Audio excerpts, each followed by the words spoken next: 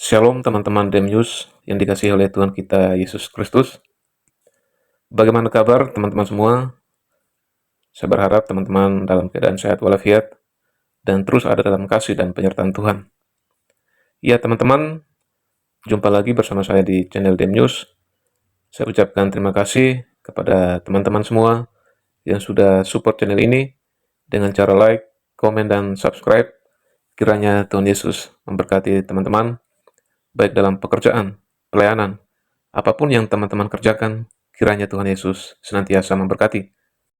Teman-teman yang terkasih dalam Tuhan kita Yesus Kristus, dalam video kali ini kita akan menyaksikan kesaksian dari seorang murtadin. Dia menceritakan bahwa selama 49 tahun dia menjadi orang Islam dan akhirnya ia meninggalkan keyakinan lamanya dan percaya kepada Yesus Kristus sebagai Tuhan dan Juru Selamatnya, dan keluarganya pun diselamatkan dan percaya kepada Kristus. Dan alasan ini sangat mengejutkan. Kenapa dia meninggalkan keyakinan lamanya? Dan bagaimana alasan dari ibu ini sehingga ia percaya kepada Kristus? Ya, mari kita sama-sama saksikan cuplikan video ini. Saya berharap teman-teman bisa menonton sampai tuntas, sehingga teman-teman juga diberkati melalui kesaksian dari ibu ini. Dan selamat menonton setelah yang satu ini. Tuhan Yesus memberkati.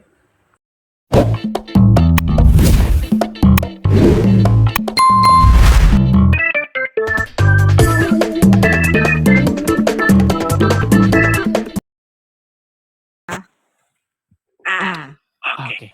Ibu Sarah Muslim atau Kristen? Muslim selama 49 tahun. 49 tahun menjadi Muslim. Waduh. Iya. Akhirnya meninggalkan agama Islam. Puji Tuhan, saya sekarang sudah mengikuti Tuhan Yesus. Amin, puji Tuhan. Bagaimana ini ceritanya Ibu Sarah? Kok bisa Anda 49 tahun? Iya. 49 tahun menjadi Islam, akhirnya meninggalkan agama Islam. Atau kita tes dulu lah. Tentu 49 tahun bukan waktu yang lama ya. Umur saya aja nggak sampai segitu ya. Saya ini masih kepala 3. Saya ini masih kepala 3. Saya sudah kepala 5. Oke. Tahun 2002 saya dibaptis sama semua keluarga saya baptis. 2002. Waduh, 2002 saya masih SMP itu. 2022. Oh, 2022. Ini dengarnya 2022. Oke, salah ngomong. Bapak biasa itu, slip of tongue ya. Coba, apa buktinya kalau ibu itu benar-benar 49 tahun jadi orang muslimah? Bisakah ibu waktu sholat coba ini bukan menyuruh kembali jadi Islam ya, tapi untuk menunjukkan kepada penonton bahwa emang benar gitu. Coba mungkin ibu ingat doa apa gitu, doa masuk kamar mandi kayak kita sholat. Ya, waktu kita sholat kan ada yang sami Allahu liman hamidah itu bukan hadis. Kebanyakan orang-orang itu cuma bicara gini, cuma doanya gini aja. Sami Allahu liman hamidah rabbana lakal hamdu. Kalau lengkapnya rabbana lakal hamdu mil samawati wa mil ardi wa mil ma syi'ta min syai'in ba'du. Itu lengkapnya. Sahih bekas muslimah maksudnya. Oke. Lalu apa akhirnya Bu yang membuat ibu akhirnya meninggalkan agama Islam? Salah satunya gara-gara Bang Edis juga. Astagfirullahaladzim. Iya. Oke, silakan lanjut ya. Iya. Waktu COVID itu kan kita ya Bang Edis banyak nganggurnya ya di rumah. Hanya saya kan nonton YouTube. Nah, ketemu channelnya Bang Edis waktu itu. Ya, bukan Bang Edis saja. Banyak channel yang saya lihat waktu itu. Termasuk channelnya Bang Edis. Waktu itu Bang Edis mengunggah foto anak kecil, backgroundnya merah. Kata Bang Edis itu kan waktu itu anaknya umur 6 tahun kalau nggak salah. Sedangkan anak saya itu waktu itu SD kelas 1, umur 7 tahun. Kan masih kecil ya Bang Edis.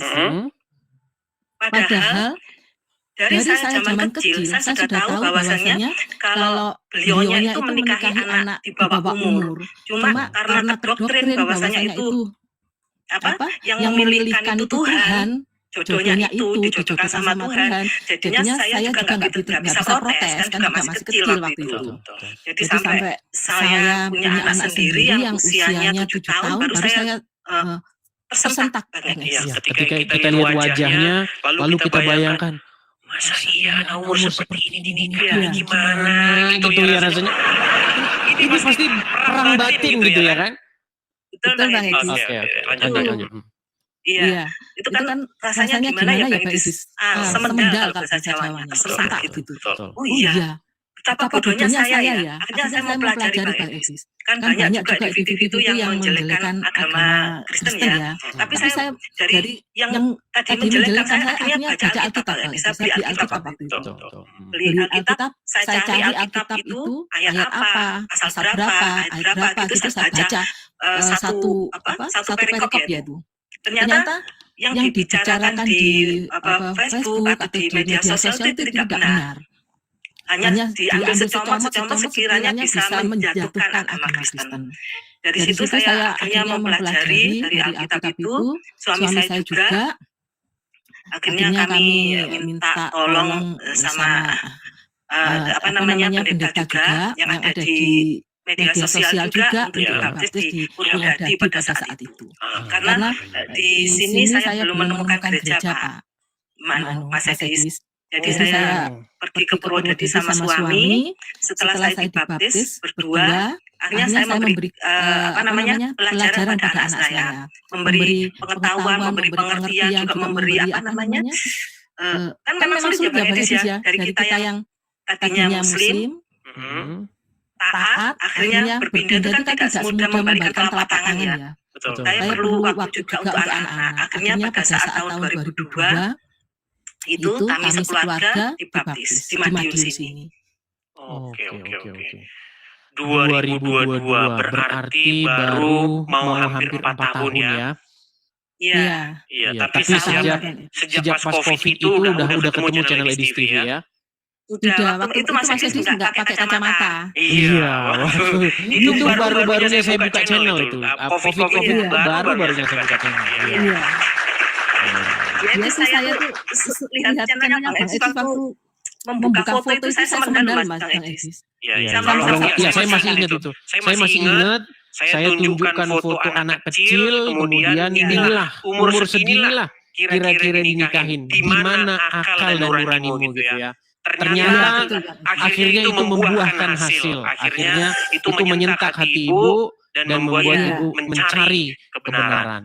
Ya puji Tuhan lah. Semoga orang-orang seperti ibu makin bertambah. Semoga orang-orang yang terbuka pikirannya seperti ibu semakin banyak di tahun 2006 ini dan semakin banyak pula suara. Amin. Iya. Banyak sebenarnya Bang Edis. Cuma ya namanya orang kan takut ya. Sembunyi. KTP saya masih tertulis Islam. Gak masalah, biarin aja KTP-nya yang Islam. Kalau KTP-nya biarin aja Islam. Tapi orangnya yang penting sudah diselamatkan oleh Tuhan Yesus. Saya juga senang Bang Edis sudah punya rumah apologet di sana. Semangat untuk memberitakan Injil. Meskipun di sana agak sengsara ya Bang Edis tidak seperti di Indonesia. Tetap semangat, tetap sabar, dan tetap memberitakan Injil kepada kami semua. Amin. Oke, Ibu Sarah, kita berikan kesempatan kepada yang lain ya. Terima kasih Bang Edis. Sama-sama Ibu. Selamat tahun baru. Oke, ya teman-teman ya. Jadi teman-teman, 2026 ini jangan lagi kalian tunda-tunda, jangan lagi kalian takut-takut. Kalau misalnya kalian sudah punya pikiran, aduh, saya pengen meninggalkan agama Islam ini, saya pengen masuk Kristen. Jangan tunda-tunda lagi ya, jangan. Segera. Saya tahu, saya bisa merasakan apa yang kalian rasakan. Itu tanda bahwa kalian berpikir kok, ya. Mempertanyakan sesuatu itu bukan berarti adalah sebuah yang atau sesuatu yang negatif. Mempertanyakan sesuatu itu adalah langkah awal untuk mendalami sesuatu. Begitu. Jadi janganlah kalian, karena banyak nih di orang-orang Muslim itu katanya kalau ragu-ragu, kalau mempertanyakan nanti masuk neraka. Itu disingkirkan dulu. Pikiran-pikiran yang seperti itu kalian singkirkan. begitu. Ya, jangan takut untuk mempertanyakan sesuatu. Oke, baik teman-teman. Demikian kesaksian yang baru saja kita saksikan bersama. Bila melalui kesaksian ini, apa yang telah disampaikan tadi boleh memberkati kita, menguatkan, dan memberi kita semangat untuk terus menjadi berkat, menjadi terang, menjadi saksi Kristus dimanapun kita berada.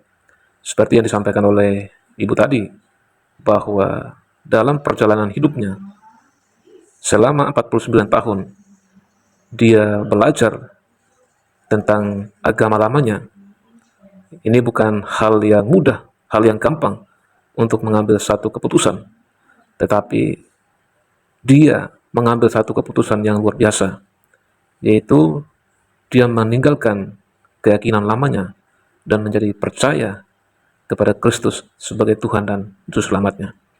Ya teman-teman, ada satu ayat firman Tuhan yang saya akan mau bagikan kepada teman-teman mengenai hal mengikut Yesus, yaitu dalam Matius pasal 16 ayat 24. Lalu Yesus berkata kepada murid-muridnya, "Setiap orang yang mau mengikut aku, ia harus menyangkal dirinya, memikul salibnya, dan mengikut aku."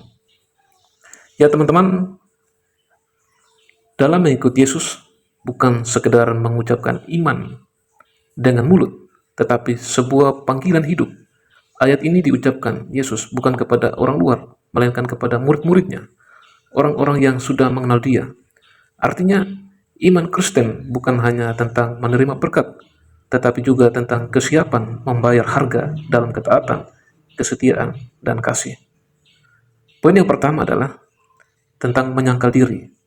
Artinya melepaskan kehendak lama.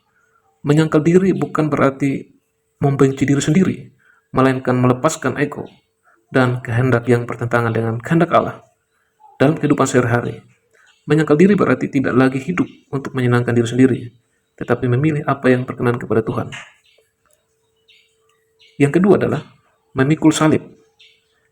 Artinya siap menanggung konsekuensi iman. Salib bukan simbol penderitaan kosong, tetapi ketaatan sampai tuntas. Setiap orang percaya memiliki salib masing-masing, yaitu penolakan, kehilangan, karena memilih kebenaran. Memikul salib berarti setia kepada Kristus, meskipun harus menanggung risiko dan pengorbanan. Yang ketiga adalah mengikut Yesus. Artinya hidup dalam ketaatan setiap hari. Mengikut Yesus bukan peristiwa sekali waktu, tetapi perjalanan seumur hidup. Ini berarti berjalan dalam jejaknya, mengasihi musuh, mengampuni yang melukai, dan tetap rendah hati. Mengikut Yesus adalah keputusan harian untuk hidup serupa dengan Kristus, bukan serupa dengan dunia. Ya teman-teman, Yesus tidak pernah memaksa siapapun untuk mengikut dia, namun dia jujur tentang harga yang harus dibayar. Di balik penyangkalan diri dan salib, ada hidup yang sejati dan kekal. Ketika kita memilih mengikut Yesus sepenuhnya, kita tidak kehilangan apapun. Justru kita menemukan makna hidup yang sesungguhnya. Kiranya melalui kesaksian dari beberapa orang murtadin ini, dan juga melalui firman Tuhan ini, boleh memberkati kita semua. Tuhan Yesus memberkati. Shalom.